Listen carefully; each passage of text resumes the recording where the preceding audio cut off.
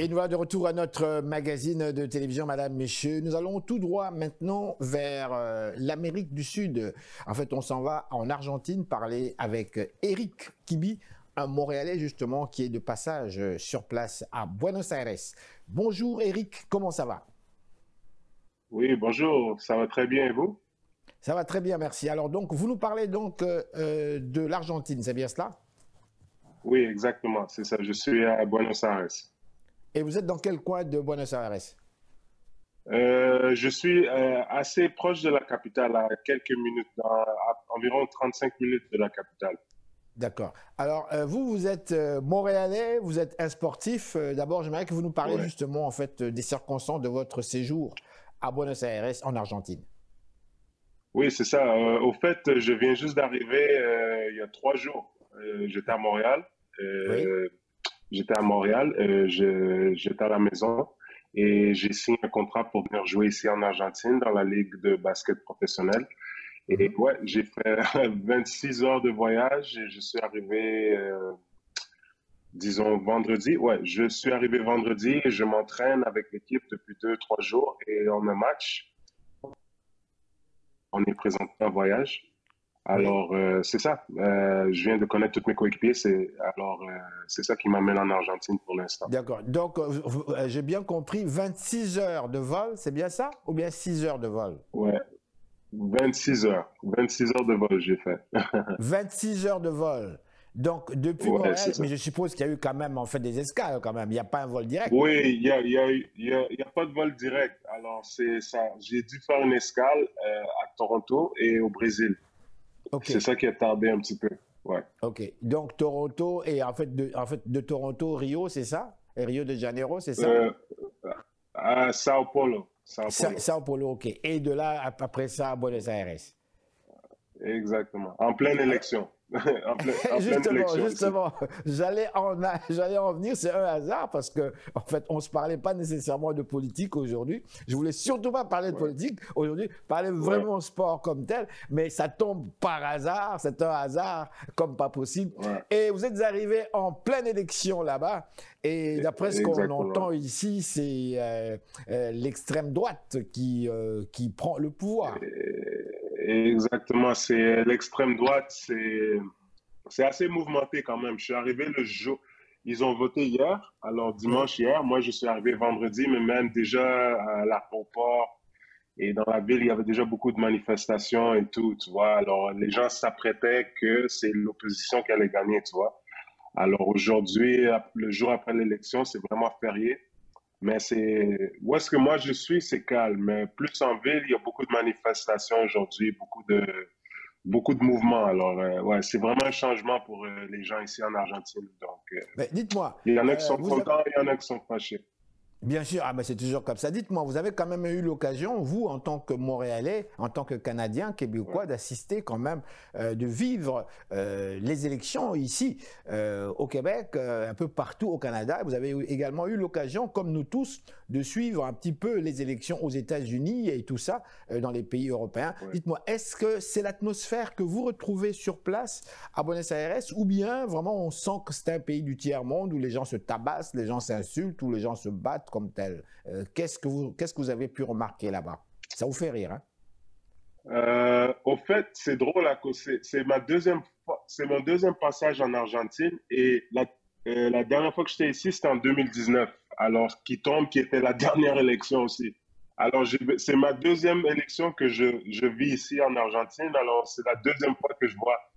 Je vais pas dire que c'est calme comme au Canada et je vais pas dire non plus que c'est agité comme en Afrique. C'est un petit peu au milieu. Ces gens OK. ici, ils ont beaucoup d'énergie. Ils ont beaucoup d'énergie. Ils sont vraiment démonstratifs. Alors oui, il y a beaucoup d'ambiance, c'est sûr qu'il y a besoin de Mais la police. quand vous dites, je vous arrête, quand vous dites ils ont beaucoup d'énergie et ils sont démonstratifs, que voulez-vous dire par là? Aïe, mais tu sais, ils viennent juste de gagner la Coupe du Monde hein, de Ouais. foot l'année passée. Alors ces gens-là, cette énergie, ils l'ont encore. Alors ça fait carrément une année, jour pour jour, qu'ils ont gagné la Coupe du Monde. Alors ces gens-là, c'est comme si ces 2 dernières années, ils aiment pas le gouvernement, ils voulaient du changement, les gens sont contents. En plus, tu ajoutes la Coupe du Monde, il y a beaucoup de bruit. on va dire. D'accord. Mais ce que l'on constate quand même, d'après mes petites connaissances en géographie, histoire, l'Argentine, c'était un des pays, en fait, les plus organisés, un des pays riches même de cette région, en dehors, bien sûr, du Brésil, qui est vraiment la tête Ouais, d'affiche. Mais l'Argentine, ouais, même nous qui étions dans les pays, disons, africains, on parlait beaucoup en fait, c'est un pays quand même qui semblait développé par rapport aux en fait, ouais, autres pays. Et en plus, le fait qu'ils ont des très grands joueurs connus dans le monde entier ouais, et gagner la Coupe du ouais, Monde, tout ça, le moral est très fort. ouais, Mais il y a une chose qu'on a pu constater aussi dans ces pays-là, la misère est là, la pauvreté est là, et on sent cet écart ouais. justement entre les riches et aussi les très très pauvres. Est-ce que je sais que ça fait à peine quelques temps que vous êtes arrivé, vous dites que c'est votre deuxième voyage, est-ce que avez-vous eu l'occasion de sentir cela? Est-ce qu'on sent réellement les écarts entre les riches et les pauvres? À 100%. Ça se Ah sent bon? à 100%. Ouais, ouais, ouais, ça se sent. Il y a pas de classe du milieu, on va dire. Donc c'est comme dans les C'est, pays c'est africains vraiment, finalement. encore sont plus organisés que les pays africains, Ah merci. mais le dollar a tellement chuté ces années-ci, le Mhm. dollar argentin, que c'est devenu un des plus pires dans l'Amérique latine. Alors, il y a vraiment cette misère, tu vois. Pour les Ouais, athlètes, mais c'est sûr, c'est différent. En voyage, on est payé plus que la majorité des gens ici, mais juste dans les villes où est-ce qu'on va, ça se voit qu'il y a de la misère, tu vois. Les gens sont pas bien. Alors, c'est pour ça que les gens sont vraiment contents.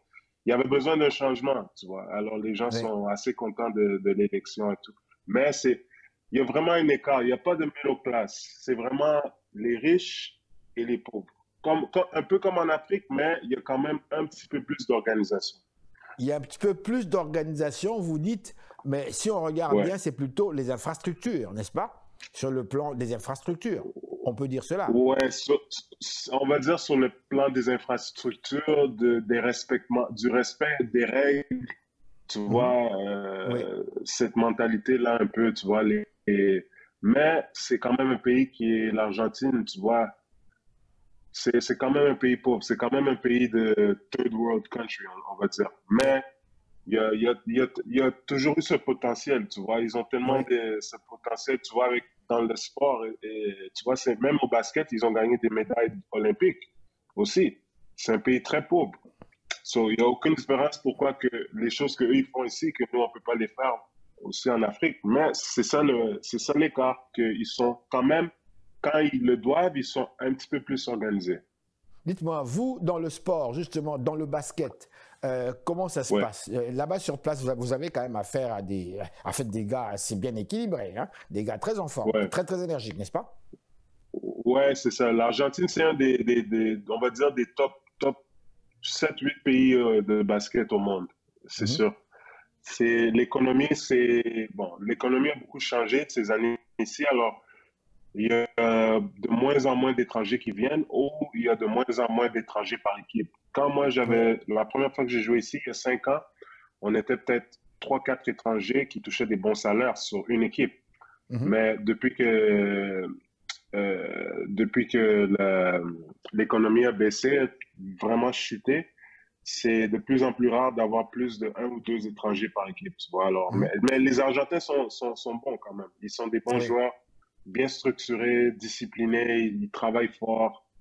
C'est ça, cette mentalité qui est vraiment disciplinée. C'est ça la différence, je vais dire encore, entre eux et les Africains. C'est là où Dites-moi, est la différence. dites-moi, qu'est-ce qui vous a attiré vers ce pays de l'Amérique du Sud? Est-ce que c'est l'argent? Euh, c'est un peu des deux, tu vois. Mais aussi, tu vois, dans la vie et dans le basket, j'ai appris que il faut que tu ailles où est-ce que les gens te respectent, ou les gens t'apprécient, ou ton jeu est apprécié, ou ta personnalité est appréciée. Alors, de toutes mes années que j'ai joué, que ça soit, oui, en Afrique, oui, on est apprécié à cause on a gagné une coupe, c'est sûr. Mais le continent, à part la NBA, le continent qui est le mieux pour le basket, c'est l'Europe. Et j'ai toujours trouvé que en Europe, euh, j'ai pas toujours été très apprécié. Je sais que je suis pas le seul qui le ressent, tu vois. Ils ont tellement cette mentalité, excusez le mot, mais une mentalité de colonisateur un peu. sans être trop brusque. Et c'est ça que ça se voit Oui, mais que... je vais vous arrêter quand même parce que j'aime bien comprendre. Vous savez, c'est mon grand défaut. Alors, j'ouvre la parenthèse, je la ferme très très vite. Ça veut dire quoi, sa mentalité de colonialiste, de colonisateur? Ça veut dire quoi pour vous? Pour moi, c'est une mentalité que tu respectes pas tant quand cette mentalité que les Noirs sont des immigrants ou que tu es par-dessus et que c'est seulement ton employé et tu ne dois pas le respecter. Tu peux le payer n'importe quand, tu peux le payer en Est-ce que vous avez retard. ressenti vraiment cela dans votre expérience européenne? Vous l'avez réellement en fait ressenti? Pas, pas partout. C'est sûr que c'est pas partout. Bien sûr. Mais, et non plus, c'est pas qu'ils vont le faire dans ta face non plus. Je crois qu'ils ne font pas exprès. Mhm. Mais en tant que joueur de basket, c'est normal, tu le ressens. Alors, c'est sûr, il y a des joueurs qui sont appréciés là-bas. C'est sûr qu'il y a des joueurs qui sont appréciés. Mais moi, dans ma carrière, dans les 3 années que j'ai joué, Ouais, ouais. j'ai vu que je m'entends mieux avec on a cette connexion entre les Africains, cette Mhm. connexion peut-être à la misère entre les Américains, les Latin Americans et les Africains, que Mhm. on se respecte un peu plus et mon jeu est un petit peu plus apprécié ici. Alors, c'est pour ça que j'ai décidé de faire un retour ici. Ok. Alors, dites-moi, qu'est-ce qui arrive après, après l'Argentine? Bon, je sais pas, hein. Tu vois, la vie de basket, c'est toujours, c'est pas trop stable, alors tu sais jamais. Normalement, j'aimerais ça bien retourner à la maison au Canada. Normalement, c'est toujours ce que je fais. Je vais passer du temps, j'ai ma maison là-bas. Je vais Ouais. passer du temps à la maison, voir mes parents aussi, de faire un passage chez eux, être avec la famille et tout. So, normalement, c'est comme ça que ça se déroule. Mhm. Alors, je crois que quand je retourne ici, ça sera comme ça. Dites-moi, il y a de nombreux jeunes qui vous regardent ce soir. Oui, Des oui, Québécois, des Africains, nombreux. Et je pense que vous le savez, le basketball de plus en oui, plus, c'est très in, c'est très très à la mode, même si on sait que le soccer oui, chez nous en Afrique, c'est très fort, mais on a cette impression que le basket va même dépasser éventuellement le soccer, puisqu'on oui, construit des stades pour le jeu oui, basket. On a des vu aussi que infrastructures. de nombreux jeunes Africains réussissent très bien aux États-Unis, entre autres. Je vous Oui. parle d'un ami, Mutombo Dikembe Saneta, puis d'autres aussi, qui vraiment ont fait carrière dans là-bas. Voici ma question maintenant. Que conseillez-vous aux jeunes qui nous regardent, Oui. vous et moi actuellement ce soir, qui vous voient, vous, un grand joueur de basketball, vous gagnez beaucoup d'argent, vous êtes un homme heureux et riche, et vos parents sont très fiers de vous, ça je dois vous le dire, puisque je les ai rencontrés, ils me l'ont dit eux-mêmes. Ils sont très fiers de vous. Alors dites-moi, quel conseil vous donnez aux jeunes qui veulent faire du basket et qui rêvent un jour de devenir des grandes vedettes dans le sport comme vous? Euh, Tu me demandes aux joueurs africains ou aux joueurs qui sont au Québec? Ben, allez-y, allez-y. Ils sont au Québec, je ne suis pas raciste, ils sont africains, ils sont québécois, ils sont Ouais. chinois, ils sont latinos. Quel conseil vous leur Moi, donnez? moi, le conseil que je donne toujours aux jeunes, il faut identifier, dès un jeune âge, il faut identifier ta passion, tu vois. Tu identifies ce que tu as envie de faire dans la vie. Et si c'est le basket, il faut savoir que ça prend toujours un plan B. Et le basket, c'est pas seulement le basket. Le basket, ça vient en deux. Ça vient avec les études. Les études, c'est toujours en premier. Ça vient avec les études et ça vient avec le basket.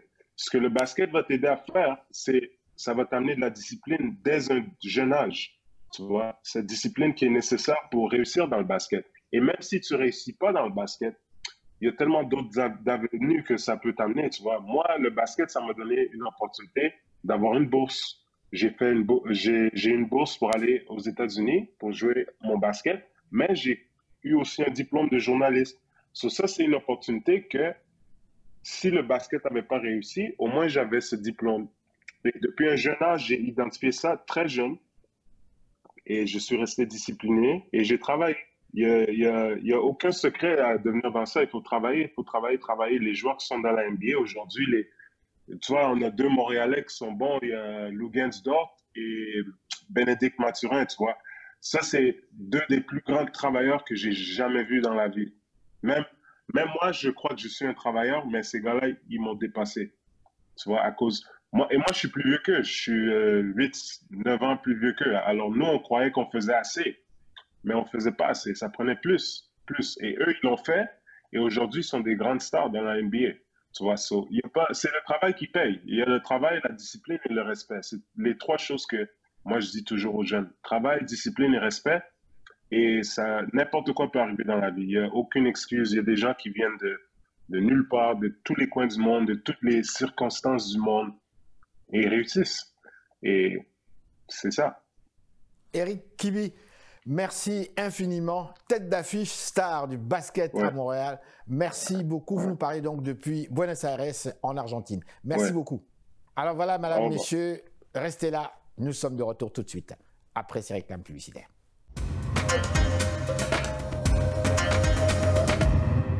Et voilà, madame, messieurs, l'émission